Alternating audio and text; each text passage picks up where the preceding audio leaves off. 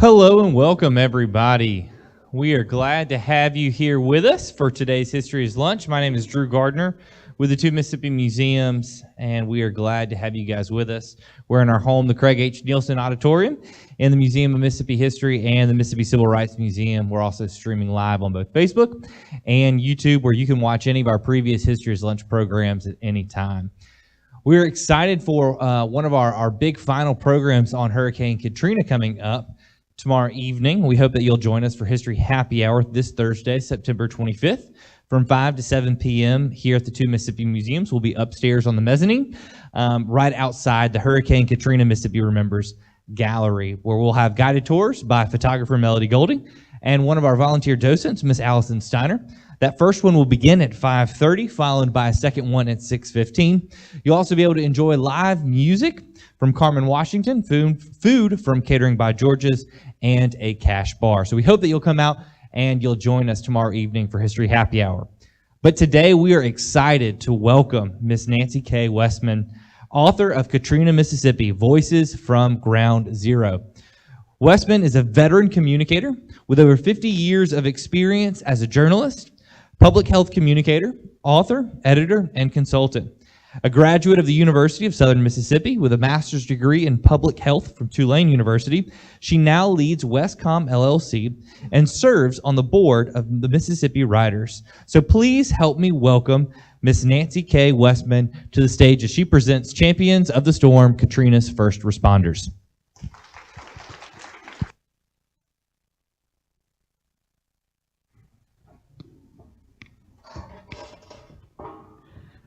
Thank you all for being here, especially those of you who know me. My husband collected frogs, and I think I've got one in my throat today, so if I have to grab water, I shall. I'm supposed to talk about the vivid first-hand accounts of frontline heroes sustaining local communities by showing courage, leadership, and moral determination. Stories of first responders who risked their lives to lead rescue, recovery, and relief efforts during and after Hurricane Katrina. How can I possibly condense the stories of 48 people that I interviewed, whose stories filled 300 pages of this book, into about 20 minutes? Yeah, I couldn't.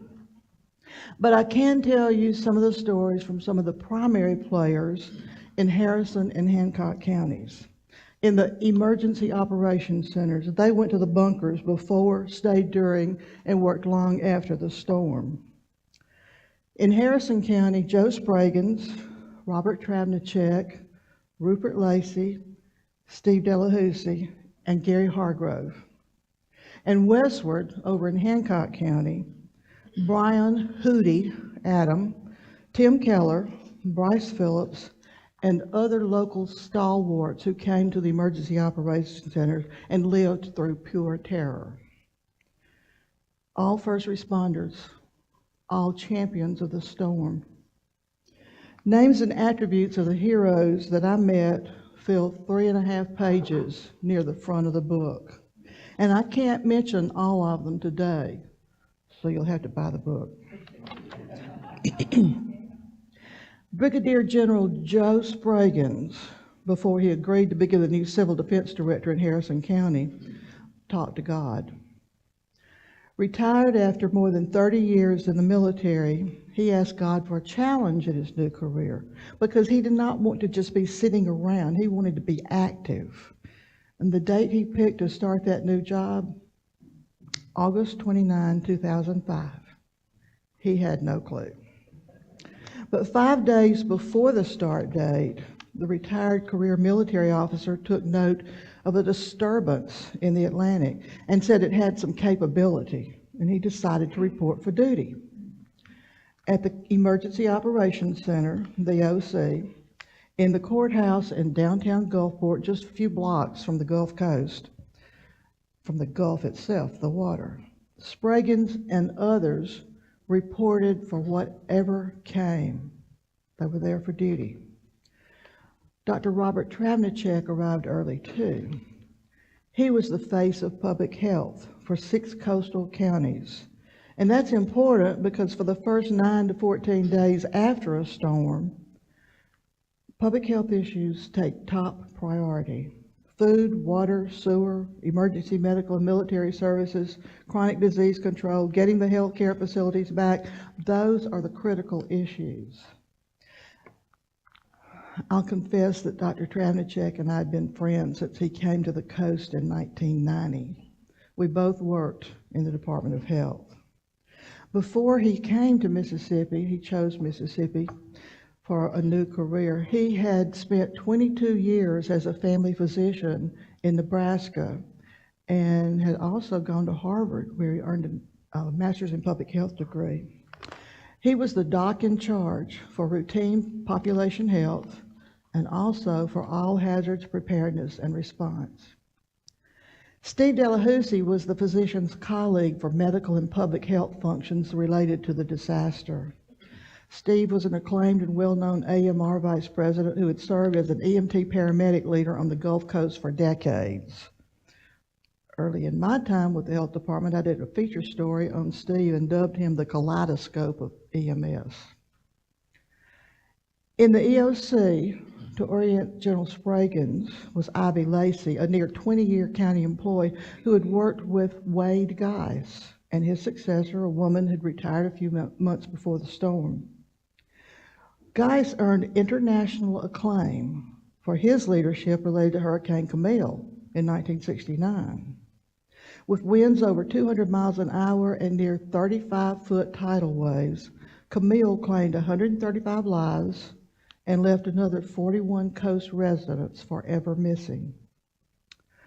Lacey's husband, Deputy Sheriff Rupert Lacey, also came early to monitor the 2005 tropical depression, which had strengthened that morning and acquired her pre-selected name, Katrina. In position for every disaster or threat on the Mississippi Gulf Coast since 1969, Rupert Lacey knew about storms as a volunteer, a county employee, and trained emergency management official. Working in incident management mode, Lacey thought about the system components that can help communities get through a disaster: being prepared, managing communications and information, managing resources, knowing the command structure and managing it, and after the immediate crisis, how to achieve, manage, and maintain back to normal. This was NIMS, whose statewide implementation Governor Barber had reaffirmed with an executive order just 3 months before the storm.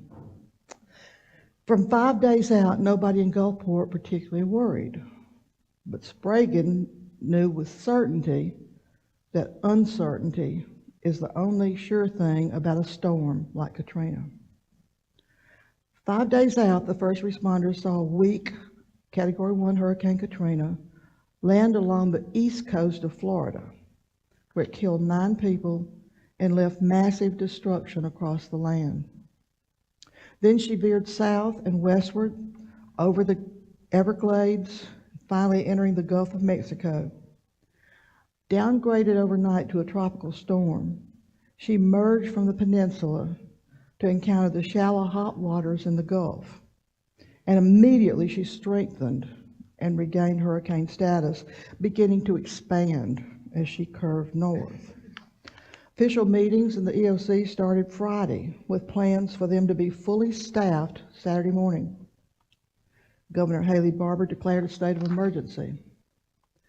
President George W. Bush declared a state of emergency in selected regions of Louisiana, Mississippi, and Alabama on Saturday, 2 days before landfall. Twice-a-day briefings began. News media, city and county officials, and other players were as ready as they ever could be. Coroner Gary Hargrove set aside his own family's predicament to report, ready to lead search and rescue, then recovery, and finally identification of each person who would be killed in his county. As an aside, I'll tell you that it got bigger than even Gary thought it would, because after the storm, Governor Barbour asked Gary to be in charge of all the counties of all the coroner duties statewide. Politicians met and decided to open the shelters, even though their primary message via news media was go north. Get away from the water's edge. Get out of harm's way. Run from the water and hide from the wind. Go to high ground. Just 20 miles to the west, Hancock County Emergency Management Director Brian Hootie Adam took the call from the National Weather Service in Slidell late Saturday night or early Sunday morning. We're going to be ground zero. From Thursday before and for the next 72 hours, Adam and County Administrator Tim Keller had been and would continue to be in get ready, get more serious mode. Preparations for Katrina ramped up on Friday, and people representing the essential support functions for disaster management poured into the Hancock County EOC on Highway 90 in Bay St. Louis. An unlikely structure served as their EOC. An old bowling alley had been repurposed about 4 or 5 blocks from the Gulf, primarily providing space for justice court offices and courtrooms. It also provided space for emergency management, a kitchen, a food pantry, a large walk-in refrigerator, and room for the Red Cross. Near the middle and on the eastern side of the concrete block building were the radio and war rooms. From FEMA, Eric Gentry had pre-deployed to help Hancock County, but he determined that EOC to be inadequate and unsafe. He implored Adam and all the others to evacuate.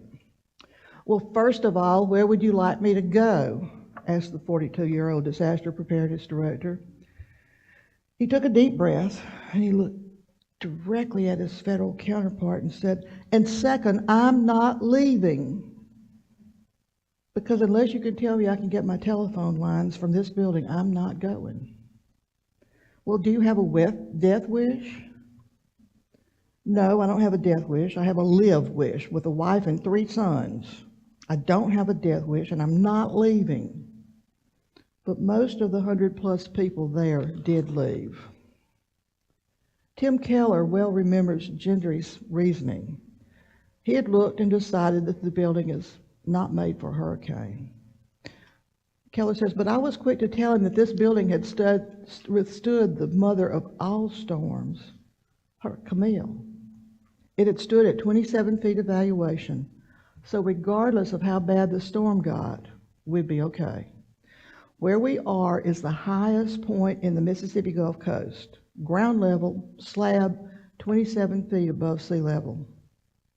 On a laptop, Gentry showed them a predicted 24 to 26 foot storm surge and 10 to 12 foot tidal waves, which would put 34 to 38 feet of water into the courthouse, and it would be underwater.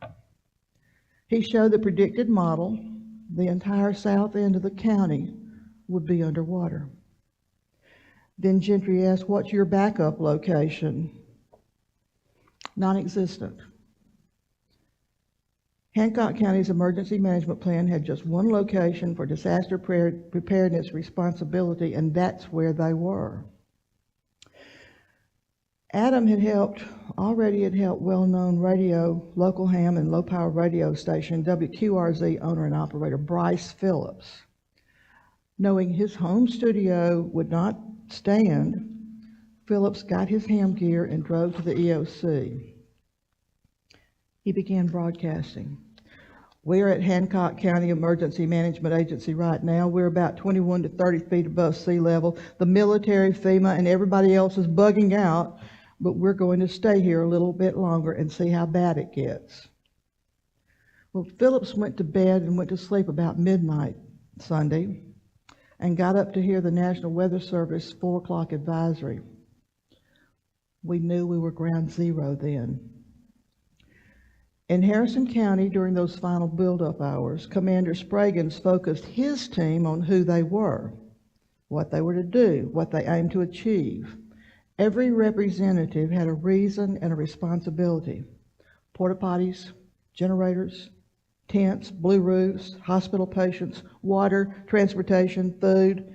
Each one of them had a different objective. You need to know who's beside you, Spragan said. We need to know who's here and how each of us will operate, to get acquainted with jobs and expectations. We need to know who the go-to people are. We can eliminate time wasted on the back end of this. Ever observant and with his mind strategically targeted, the public health doctor spoke. I want to work with you to avoid social unrest. Individuals stared at their neighbors, questions obvious in their eyes. Even Spragan seemed perplexed. Well, here's the thing, Travnicek said.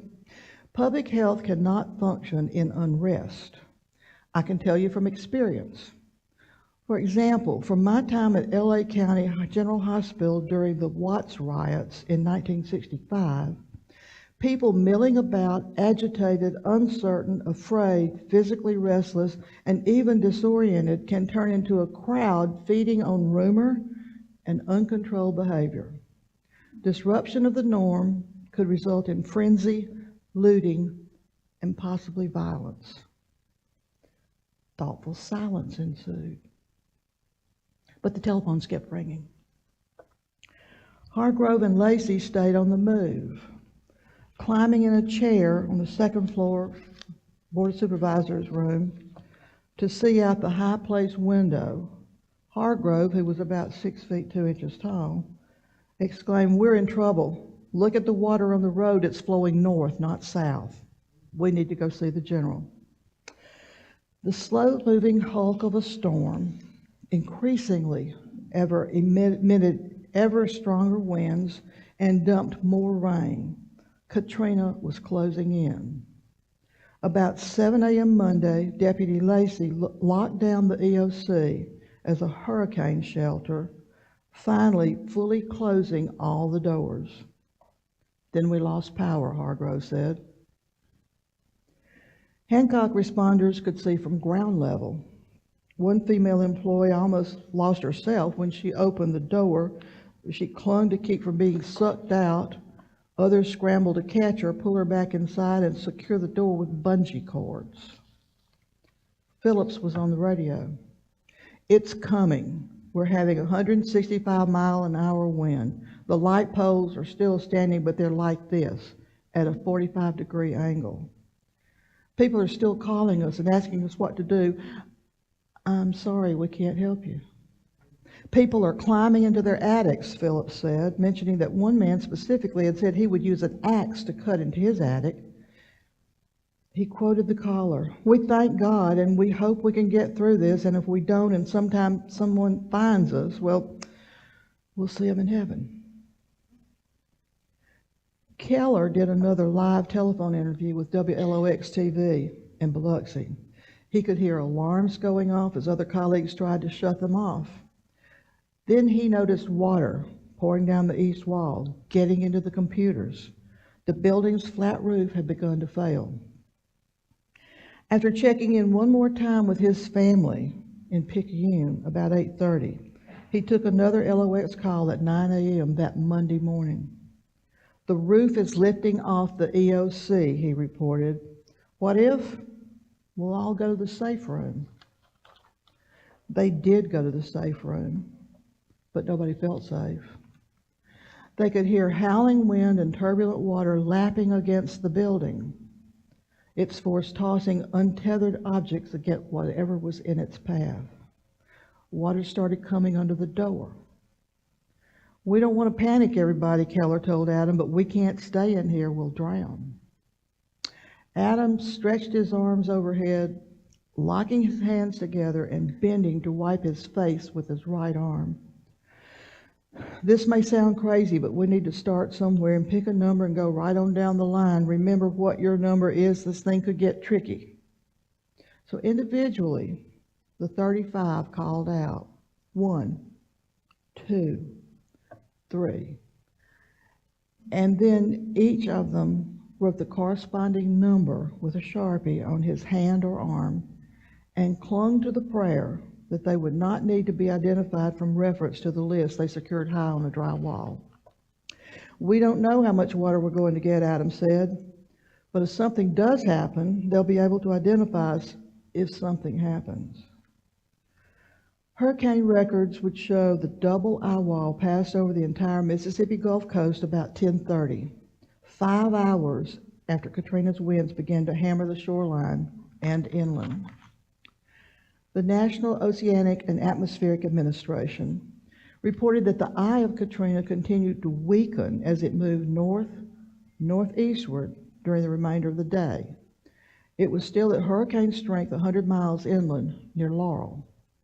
The storm was reduced to tropical storm status by 1900 CDT when the storm was 30 miles northwest of Meridian, and it became a tropical depression near Clarksville, Tennessee on August the 30th. But that might have just been the beginning of the work the champions of the storm had to do. Inside their bunkers, they had to emerge. After landfall and another few hours of unrelenting wind and rain, EOC Commander Spraggins agreed that first responders might exit to start search and rescue. With the surge sucked back into the sound and the winds down to about 60 or 65 miles an hour, they emerged into a totally ransacked reality. Spraggins knew before they even opened the doors to discover Katrina's aftermath that every individual would see and process the storm differently. Each would try in his or own way to make sense of what had happened during the interminable battering with rain, wind, and surge. Spraggins exited the EOC with coast natives and supervisors Connie Rocco and Larry Benefield. Everything was gone. Beyond their foothold inside the courthouse, they had no notion of where they might be. Walking beyond the parking lot, they saw no landmark. Familiar buildings were gone. "It looks like somebody just took a bunch of toothpicks and threw them down," Rocco described. "It looks like a bomb exploded and nothing but rubble remains." Water had mostly subsided around the courthouse, leaving behind a world they hardly recognized. Vehicles in the parking lot smashed with shattered glass covering the ground, trees stripped of leaves and newly decorated with remnants from the harbor and nearby neighborhoods, down utility lines and leaning poles. They saw, but comprehension eluded all three of them.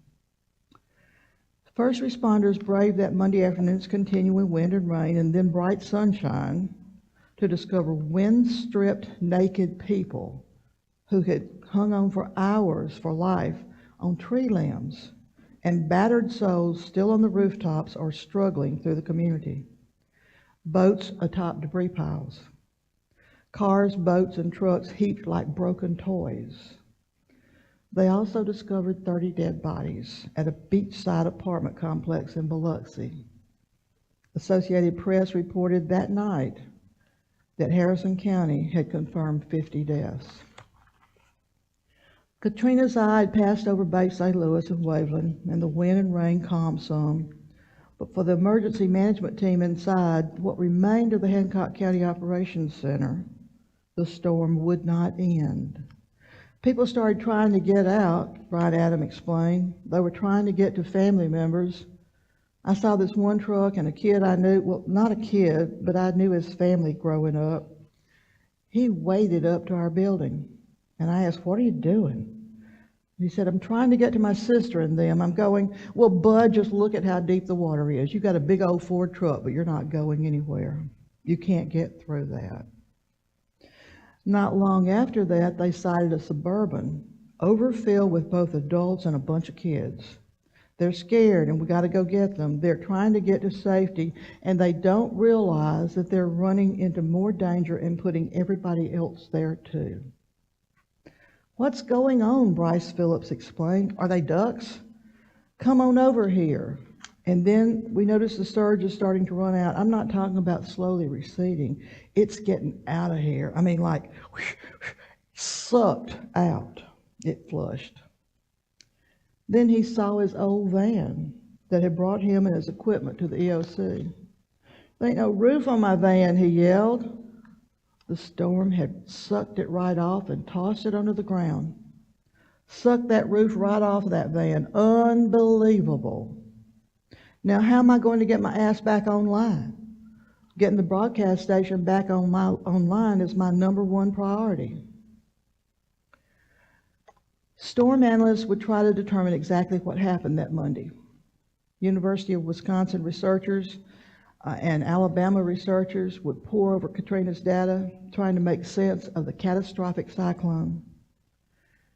Katrina was one of those rare hurricanes in which everything came together: the shape of the coast, funneling of the storm surge, the extreme power of her winds, and most importantly, a double eye-wall structure. The double eye-wall structure made her a monster storm, and collapsing cores brought extremely high winds down the surface quickly. Katrina produced massive damage before the water even came ashore. The wind and then the water. Who could have known? Throughout the book, champions tell their stories.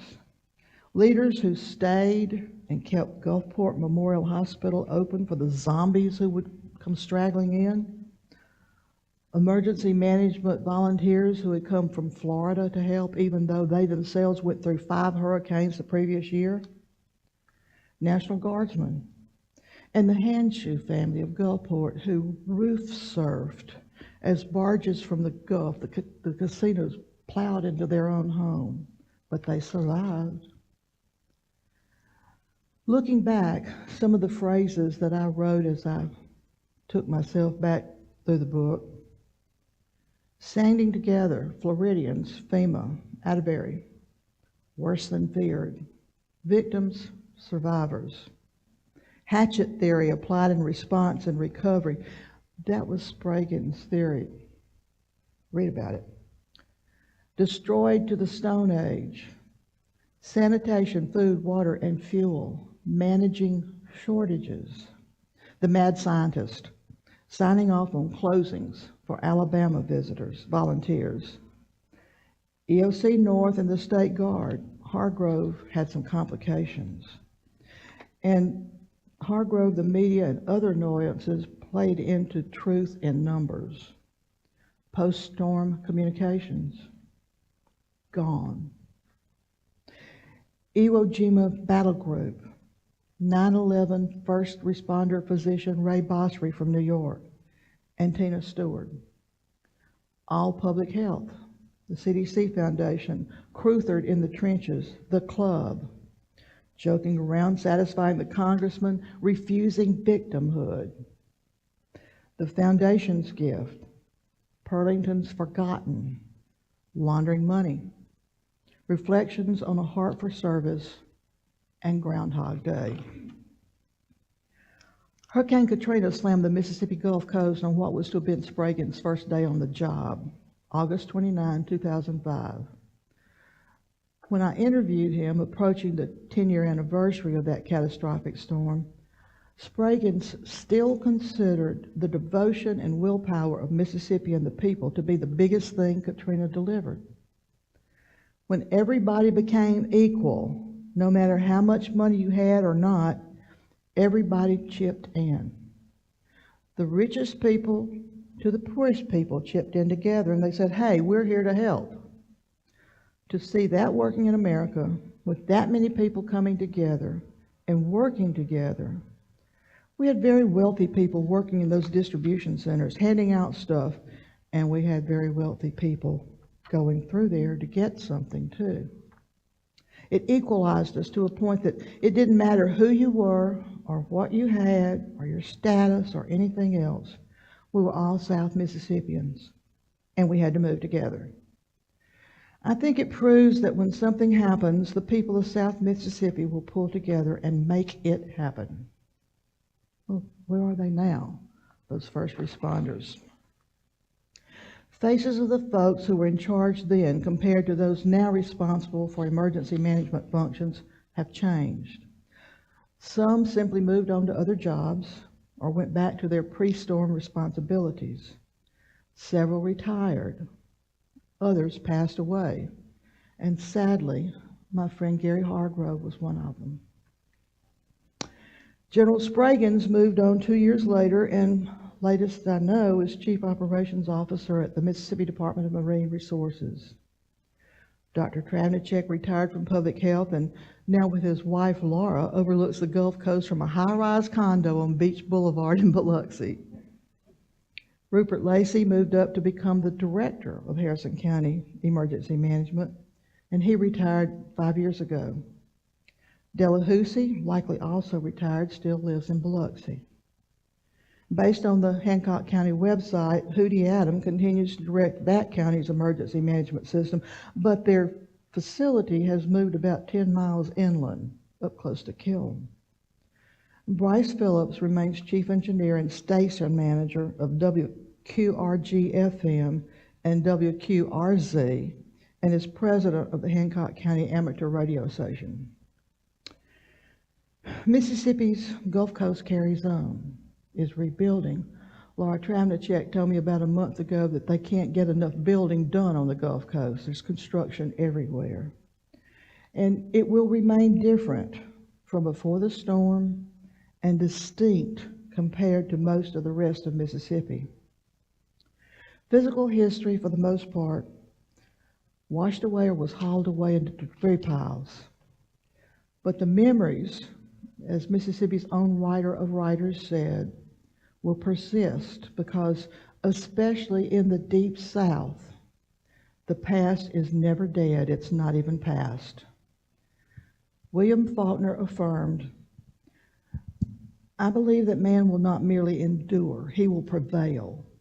He is immortal, not because he alone among creatures has an inexhaustible voice, but because he has a soul, a spirit capable of compassion and sacrifice and endurance." Help me celebrate the champions of the storm.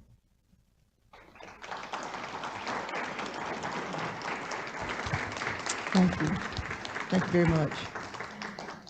Ladies and gentlemen, we have plenty of time for questions, so if you'll raise your hand, I'll be happy to bring the mic around to you. NancyKay, one of the ones we had from the live stream asked, can you tell us about some of the sources you used when you were writing the book? I know you talked to a lot of these folks, but what are some of the sources? I know we also have some things in the back that we're going to be donating later to the archives. Can you talk a little bit about that? Well, I was very richly blessed because Rupert Lacey, Spraggins had retired by then, had an extra set of the daily situation reports from August through April 2006. Those binders have been in my closet after I used them extensively in the research and writing of this, and now I'm delivering them to the Department of Archives and History, where they will be forever gone from my closet. I interviewed most of the people who are mentioned in here. Some of them had been my friends from my 25 years as a public health communicator. And I met a lot that I didn't know. And there's so many good stories in here from people that I did not have time to cover today. So most of them will just tear your heart out, but some of them will make you laugh. One little old lady they found, I think she was in Harrison County, was in her bed up on the top of a high-rise with her Bible, cigarettes, and a bottle of Crown Royal. So there's some good things in here, some funny things.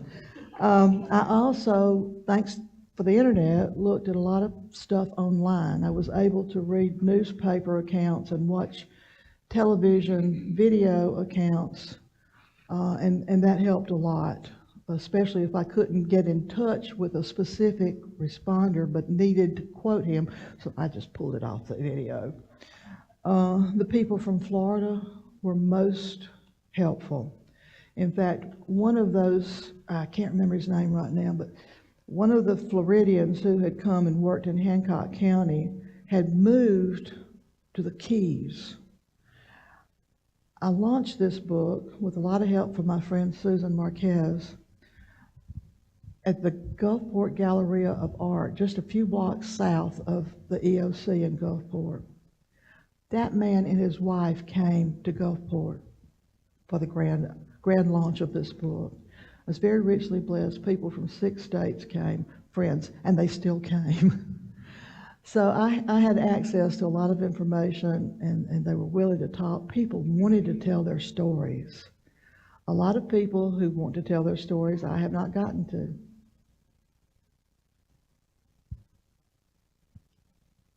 More questions?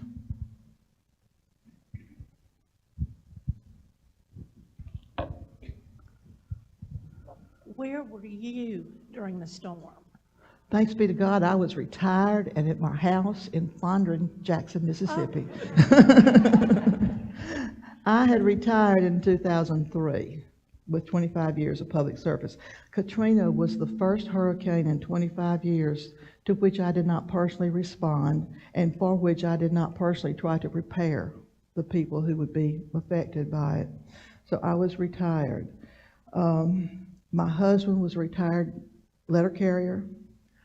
We had a whole bunch of people who came to visit, to eat, because my mother and aunt lived in McGee and Mount Olive, and 3 days after, because they didn't have any power, my cousin and I drove down to bring them to our home in Jackson and his in Madison.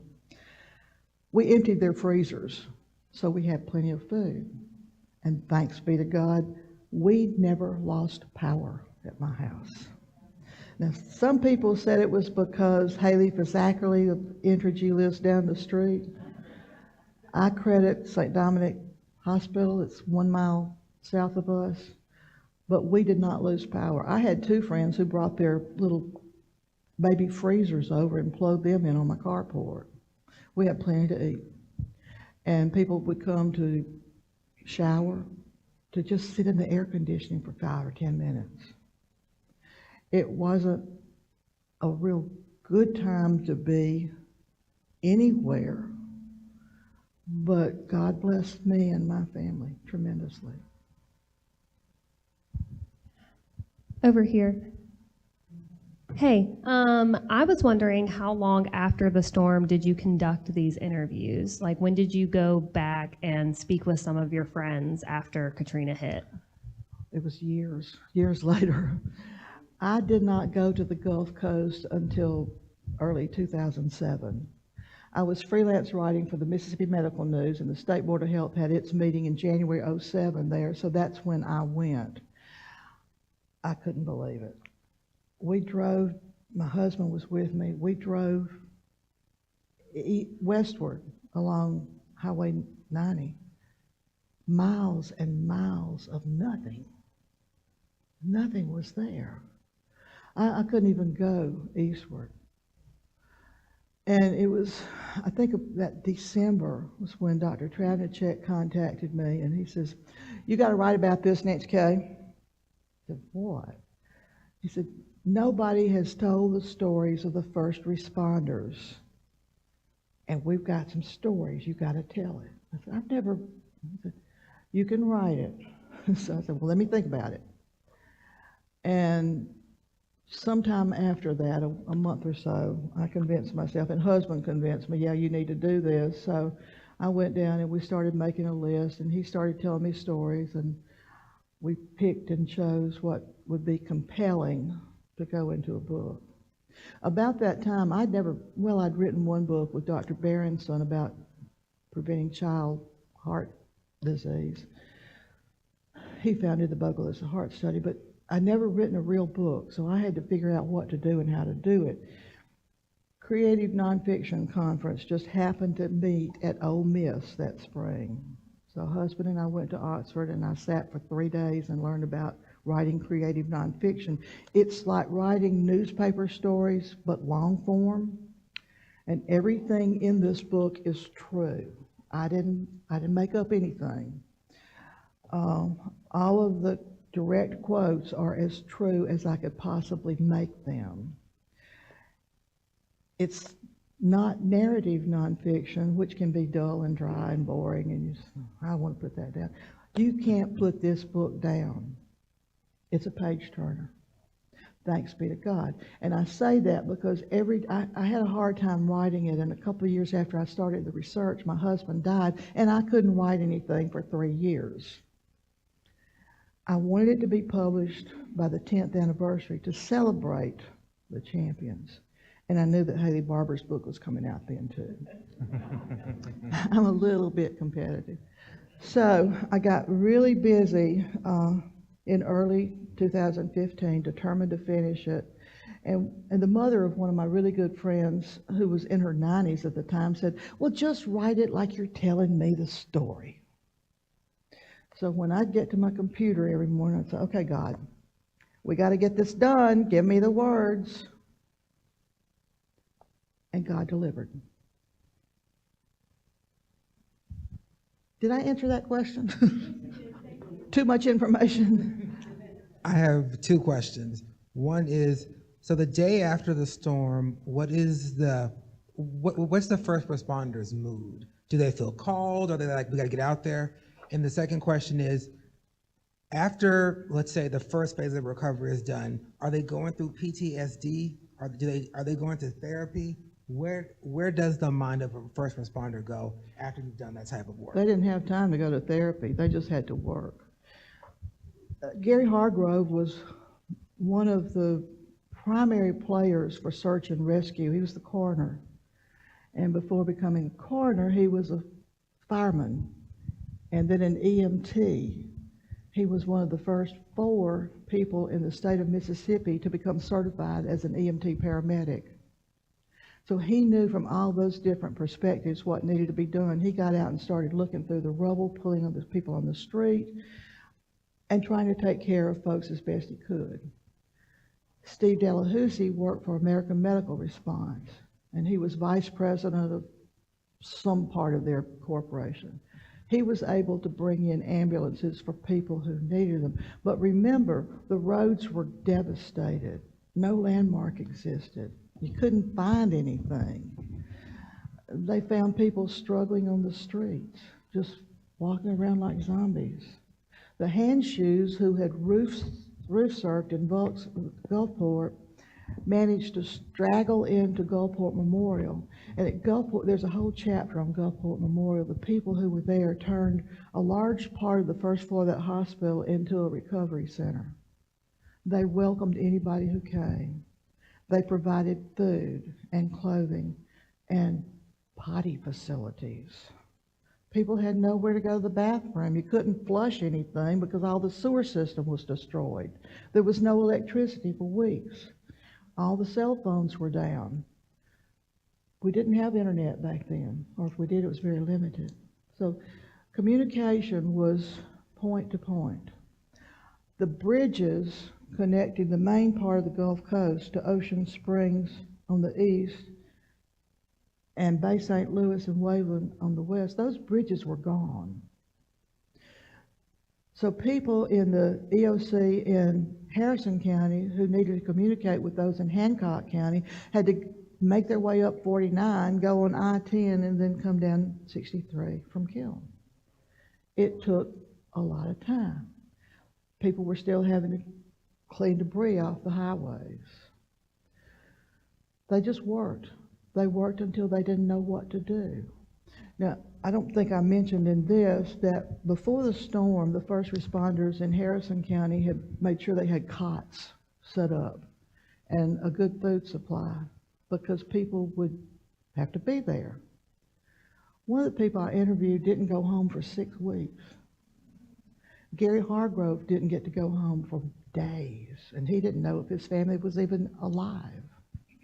He had sworn he would never stay through a hurricane like this because when he was a child, his dad was a police officer during Camille, and Mr. Hargrove had to work. Gary stayed there with the rest of his family and could hear the nails pulling out of their wood frame home. I'll never do it again. But when Katrina came, he knew that as a community service employee and as somebody who was dedicated to his county, he would stay. I don't know, well, I think it was Rupert Lacey, no, it was MEMA director, told me after, when I talked to him, Robert Latham, he said, you know, the untold story about this is the mental health aspect. The children who've had to go through this and have to get over it will never be the same. I don't know if anybody's done any studies of those children since then, but knowing what happened to the children during the pandemic and how they were estranged from real life, I can only imagine what the Gulf Coast kids were doing. Do you know if there's an accurate account of the people who perished in each city or each county? I'm pretty sure During that that time. record exists. I don't know the numbers off the top of my head. It might be somewhere in my research files, but I don't remember. There's all kind of information on the internet. You could probably find it fairly easily. I do know that Hargrove worked for months after the storm to finally fully identify the two people who could not be identified for a couple of 3 years. I do know that you can find those numbers for the state of Mississippi upstairs in the gallery space that'll have. It doesn't, I don't believe it's broken down by county, but for the state it is. And let me put a plug in for that exhibit. I went earlier this summer. It is phenomenal. It's really good. I still don't know the photographer, but she outdid herself. Those pictures are fabulous. Anybody else? Or can I say thank you and go away? I can just imagine that your book is phenomenal because Thank you. when the storm hit, my father had just been brought from Greenwood and they found out he had stage 4 cancer and they was operating on him while the storm is, I'm standing at St. Dominic's and watching the trees bend over like so. But my job during that time was to buy all the materials that it took to keep telephone company lines up. So as you say, you couldn't see anything in Biloxi and what have you. So me being in Jackson, I had to order the poles and the wire and the screws, whatever it took, and send them to Hattiesburg. And then the installers there had to do the best they could to come as far as they could to get the poles. And because everything was just smooth, Yeah. there was nothing to see. They were sending us pictures. Their internet service was gone. And to add mischief to the mischief, Jitney Jungle had just gone out of business. Yes, and I had bought a freezer full of food, and I lost every ham, everything, because I did use a service. But I was so busy. We had AT&T had 13 days on, and then 1 day off. That's how I go see my father. 13 days on, 1 day off, ordering material and trying to help the Gulf Coast to order their material because they had no way to do it. So we would order from someplace in Georgia, send it down there as far south as we could, and then they would drive as far north as they could to pick it up. So I can imagine your book is phenomenal. Thank you for that. I lived it. Thank you. When you live it, you never forget it. Well, ladies and gentlemen, I'd encourage you to go and purchase the book today. NancyKay gave an incredible pitch for it, sharing some of the stories today. It is filled with more stories similar, both those that remind you of the devastation of the storm, but also those that make you laugh and give you a reminder of that human element to get through this incredibly difficult time. So let's give NancyKay Wessman a round of applause, ladies and gentlemen. Thank you. Thank you very much. We have copies of Nancy's book, Katrina, Mississippi, Voices from Ground Zero, just to the left of the stage, available for purchase and signing. And so we hope that you'll stop by, ask Nancy any questions, get her to sign a copy of her book.